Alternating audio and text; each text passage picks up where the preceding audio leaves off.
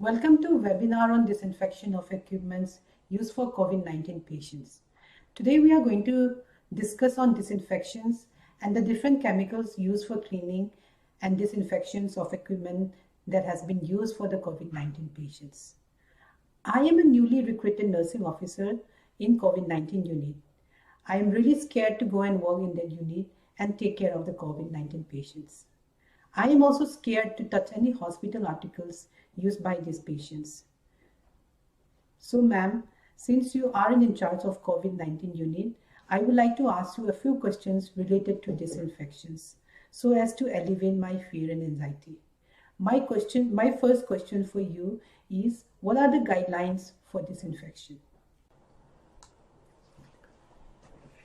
Surely we will discuss the guidelines, but before we start, let's see what is COVID-19. So COVID-19 is an acute respiratory disease caused by novel coronavirus that is also called SARS-CoV-2.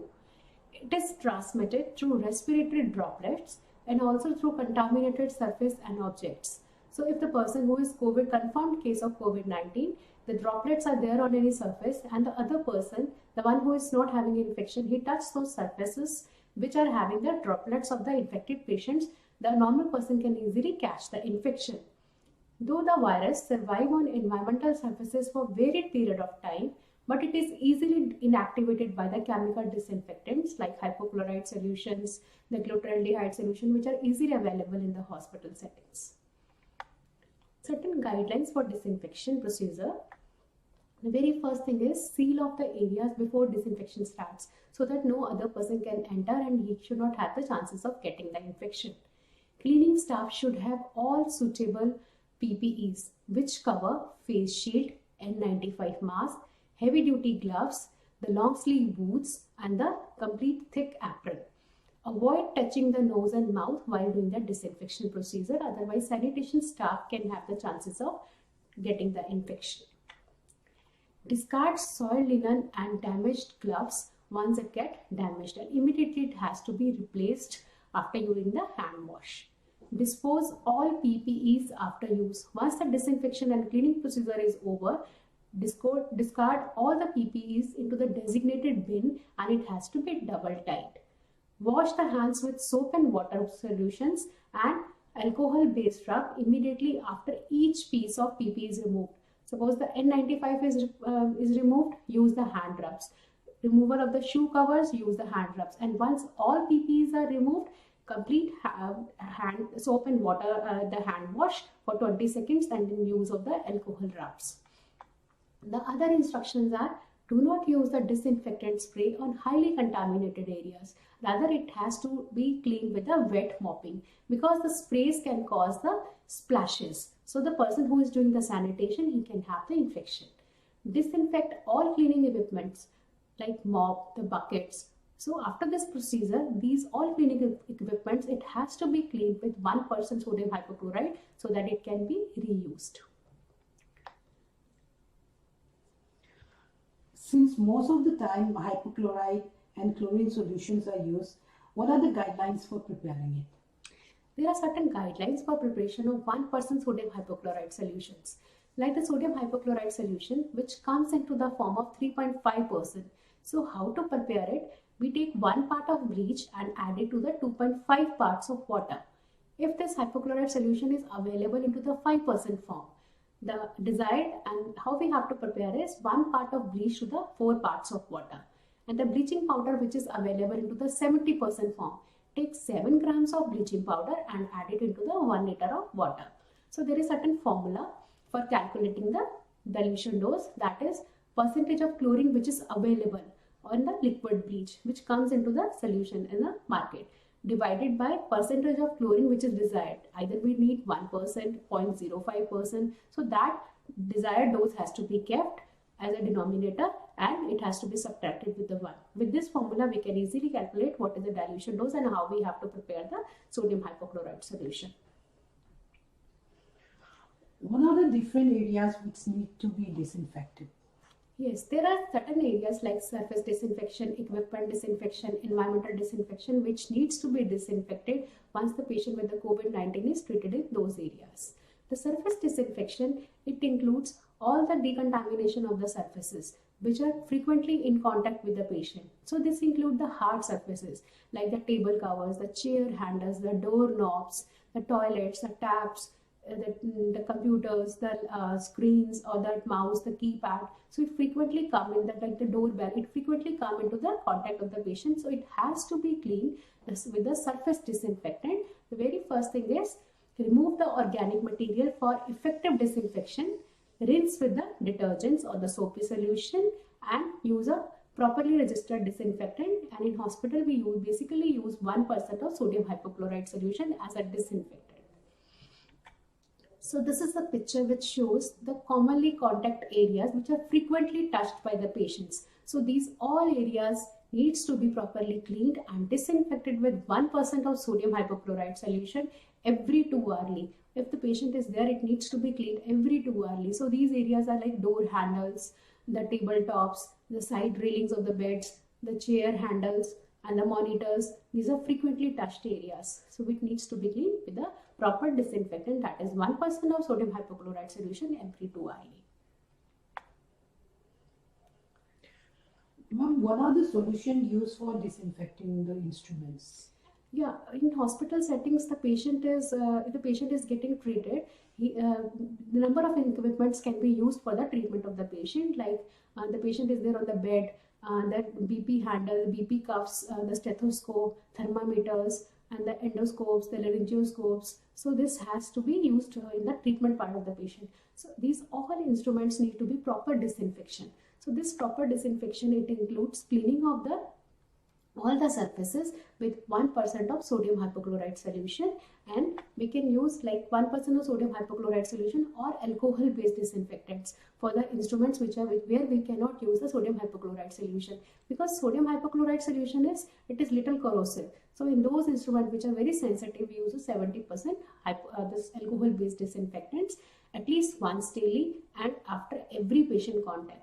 So if there is a visible contamination like blood, the droplet infections, droplet is there, or the fluid are there, then we clean with a higher concentration. If visible thick contamination is there, the higher concentration of sodium hypochlorite is used in the form of 1:10. Otherwise, we use it in the form of 1:100 for surface decontamination. And 70% ethyl alcohol is also used to disinfect the reusable dedicated equipments where we cannot use the bleach solution like thermometers. So these are to be cleaned with the 70% isopropyl alcohol. The certain solutions which are used for disinfection of instruments like glutaraldehyde solutions, which is also called as Sidex solution.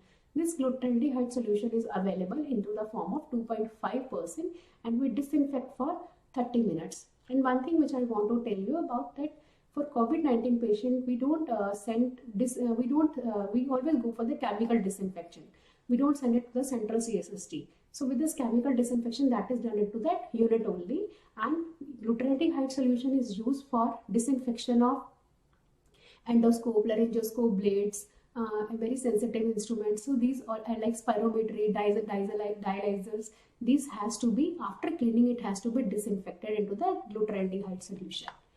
So after disinfection, once we have put the instruments into the glutaraldehyde solution for 30 minutes, it needs a proper rinsing, because if we use it directly, it can be very irritating on the mucous membrane. So it needs a proper rinsing with the sterile water and dry with the force air.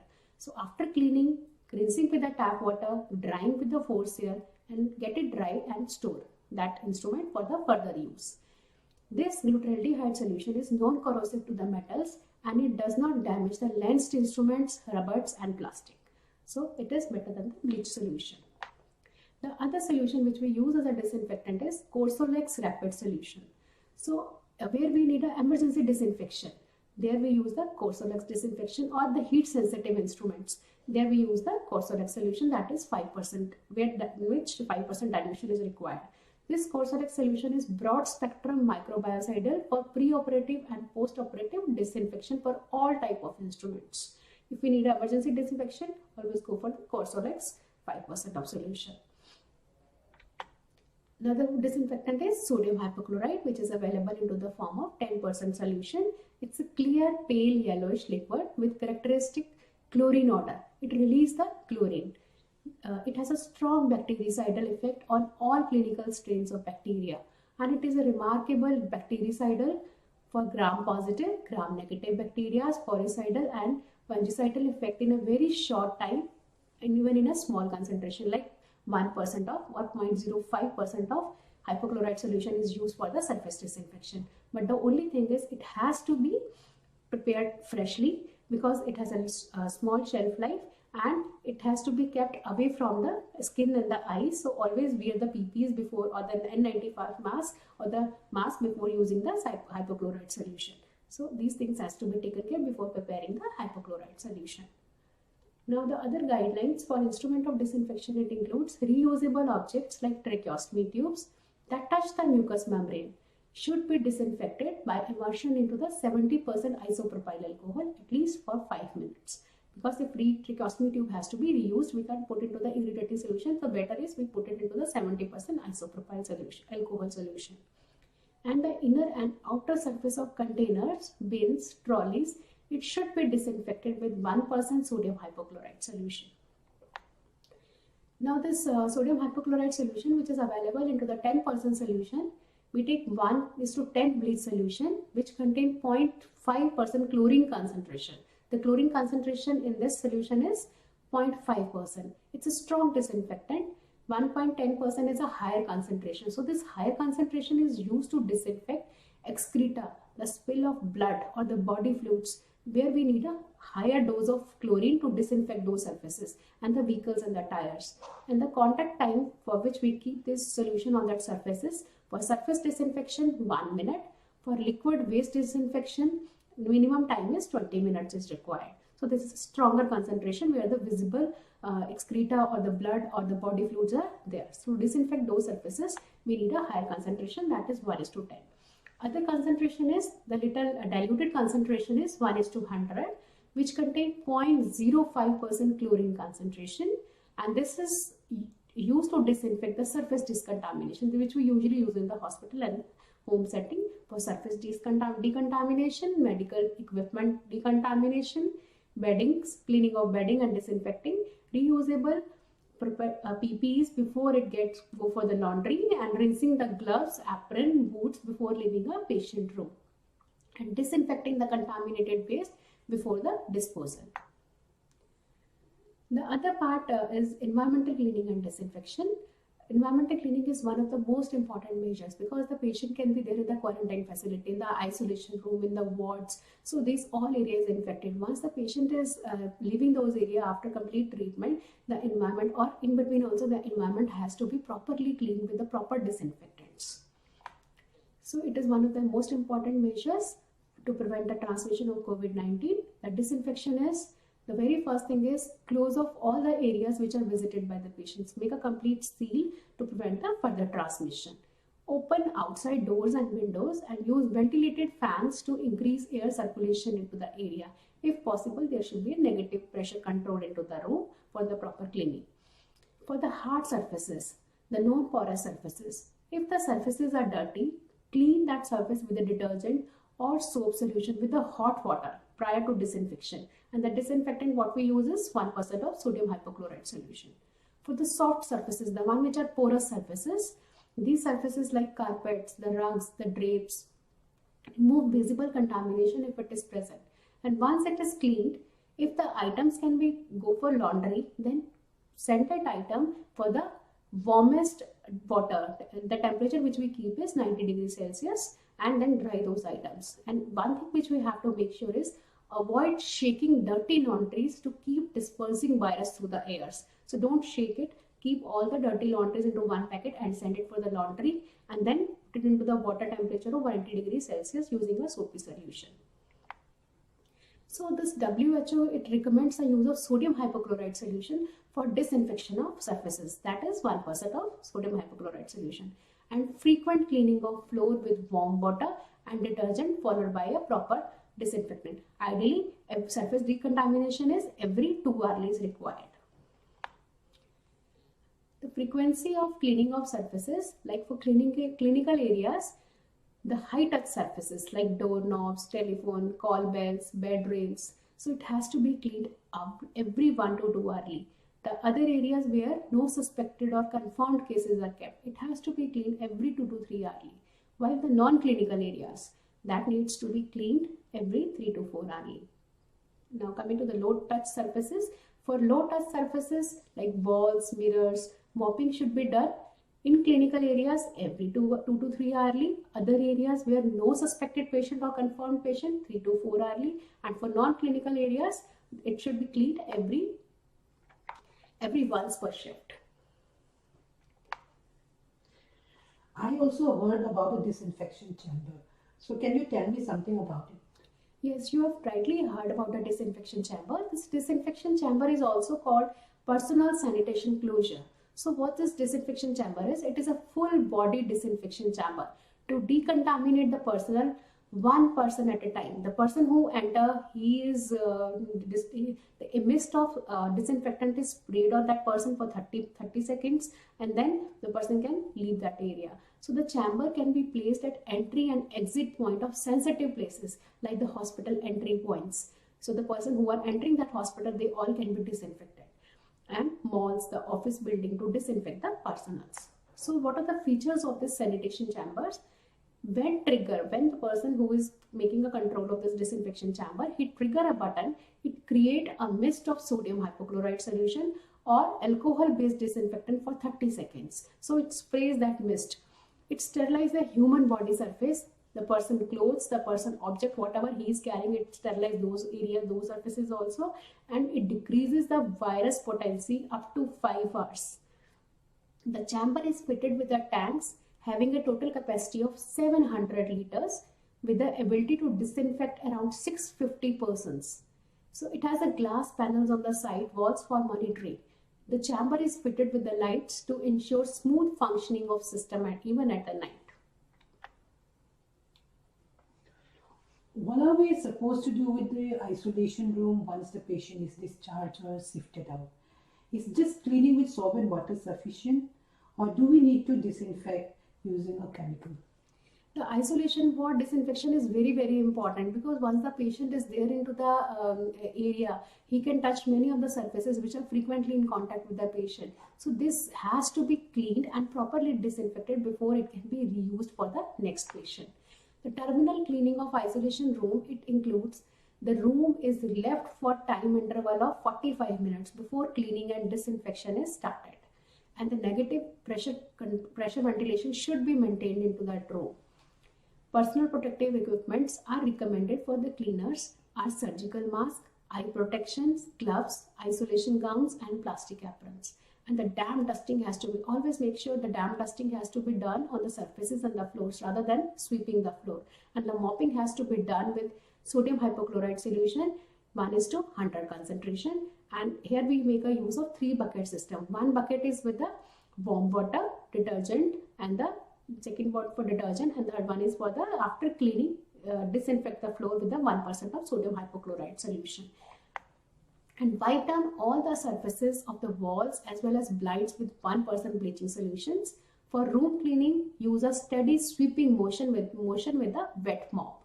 All washable items of textile like pillow, linens, curtains, before laundry, place it into the 1% of hypochlorite solution up to 30 minutes. And then it has to be packed and sent to the laundry using hot water cycle. The temperature which is kept is 90 degrees Celsius, and then add the laundry detergent so that it is free from the virus. There are very less chances of further transmission. And after cleaning, the mattresses also, it has to be cleaned and put it into for the sun dry at least for 3 hours. 1% of sodium hypochlorite solution should be applied to all the surface, whether it is walls, the blinds, the curtains, the table covers. It has to be cleaned with 1% of sodium hypochlorite solution, and the dilution is 1:4. 1 part of solution, bleaching solution, and 4 parts of water from an initial concentration of 4%.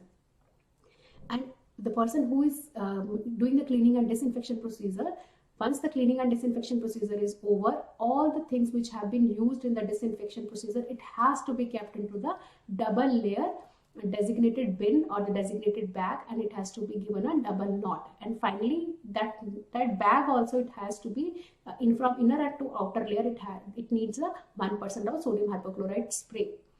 And finally, once everything is clear and disinfected of that isolation room, fumigation is required using the sodium hypochlorite solution. And once fumigation is over, that room can be used after a dedicated time period according to the hospital protocol. That room can be used for the next patient. I have seen a patient being transported to hospital using ambulances. So is there any need to disinfect the ambulances used by COVID-19 patient? Yes, this is very important question, because ambulance, there should be dedicated ambulance which needs to transport the COVID-19 patient. Either it is a confirmed case or it is a suspected case. So all those patients who are coming in contact with the confirmed case or the suspected patients, they have to wear the PPEs to prevent the chances of cross infection. The person, like it has been seen, the driver, the one who is driving the ambulance, he is not in that much of contact with the patient, so definitely he needs to wear the PP. But N95 mask, as per the recommendation, N95 mask or triple layer mask is compulsory for the person who is driving, while the other persons who is handling the patient in transport, like the nurses, the physician, the technicians, or the assisting person who is directly handling the patient, they all need to wear the PPEs. And once the patient is transported, all the areas of the ambulance, it has to be cleaned with 1% of hypochlorite solution or the warm water and the detergent. So discard all the disposable items which were used in the transport of the patient and infectious waste into the biohazardous bag, and it has to be double tied. And finally, 1% of sodium hypochlorite solution has to be sprayed on the inner and outer layer of that bin or the bag. The interior is sprayed with 1% hypochlorite and the bag is tied, and the exterior is further decontaminated with the sodium hypochlorite solution, and it should be disposed. So the person who is carrying these bags, they should not have the infection if it is properly disinfected. During this outbreak, Janta curfew has been imposed because staying at home is considered the safest. So is there any need to clean our home or disinfect our home? Yes, staying at home is always safe to prevent the further contamination, to prevent the further spread of infection to the other person. But the person who are quarantined at home, or the person who is suspected and who is told to be at home for 14 days, it definitely needs a proper disinfection. The very first thing which should be tried, the person who is quarantined, he should use a separate bathroom and a separate room. So the further cleaning of home, disinfection of laundry is required. For all the items which are washable, it needs a 1% of hypochlorite solution up to 30 minutes.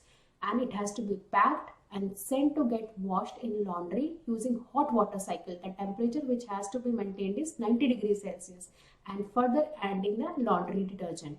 For non-washable items like mattresses, pillows, it has to be cleaned with 1% of hypochlorite solution. Allow it to get dry both sides and keep it into the sunlight at least for 3 hours. Disinfection of surfaces, like the area which the patient has used, the most frequent areas is tabletop, the chair handles, the door knobs. It has to be disinfected with 1% of sodium hypochlorite solution, and leave those solution on the surface for at least 1 minute. And how to make the bleach solution, which is easily available in the household area. Take 5 tablespoons, that is 1/3 cup of the bleach per gallon of water. Or the other formula is take 4 teaspoons of bleach per quarter of water. And the other thing is, which we can use, is alcohol solution with at least 70% alcohol.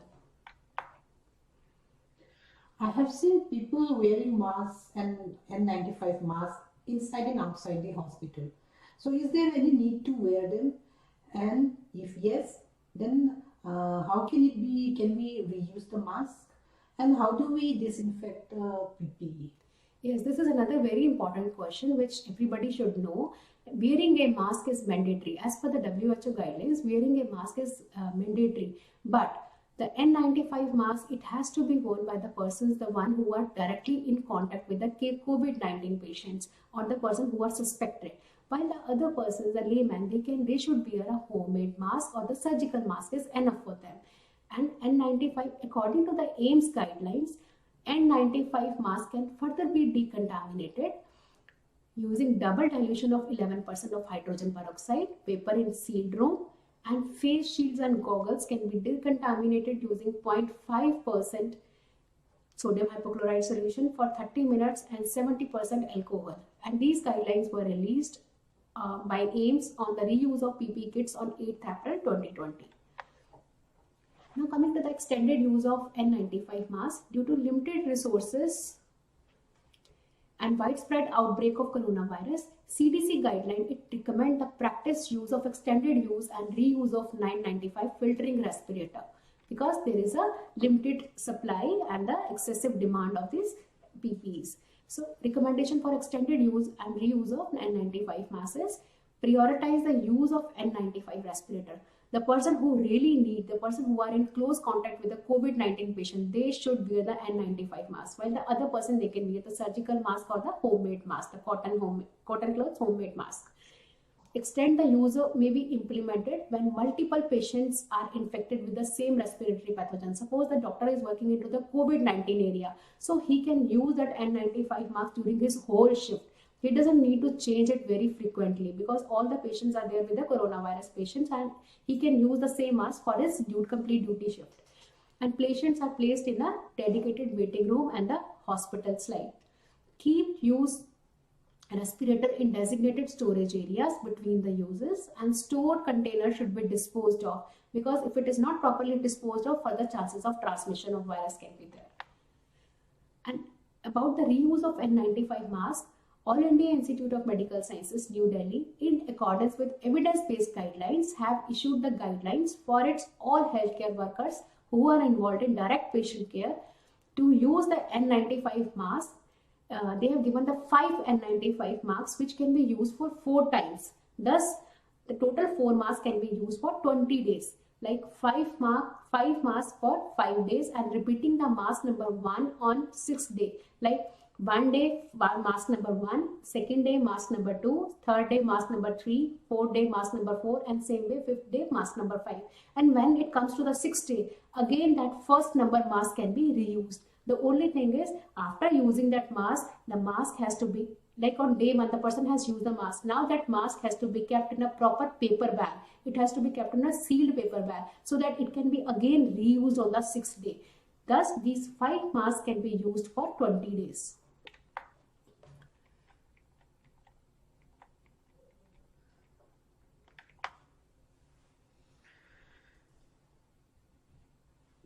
So, ma'am, finally, what are the take-home messages that you would like us to remember? Yes, the take-home message, which everybody has to follow and everybody has to know, is while doing the disinfection procedure, always use the standard precautions. That includes use of PPEs, hand washing, proper disposal, proper hand hygiene. Hand hygiene, 20 seconds, complete thoroughly hand wash using all 6 steps of hand wash, followed by the hand rub. Thorough cleaning and disinfection using the proper disinfectant like 1% of sodium hypochlorite solution, glutaraldehyde solution, Corsolux solution. So the person should know what solution has to be used and what is the strength which has to be used. Training of all healthcare workers with updated guidelines. So right from the doctors, nurses, healthcare staff, sanitation staff, everybody needs to be trained with the updated guidelines, how to prepare the disinfectant, how to do the surface disinfection, equipment disinfection, how to clean it, how to rinse it, and how to store it so that it can be further used, and close monitoring is definitely required. Thank you. Thank you so much, ma'am, for all the wonderful explanation. So this will really help me in alleviating all my fear and anxiety.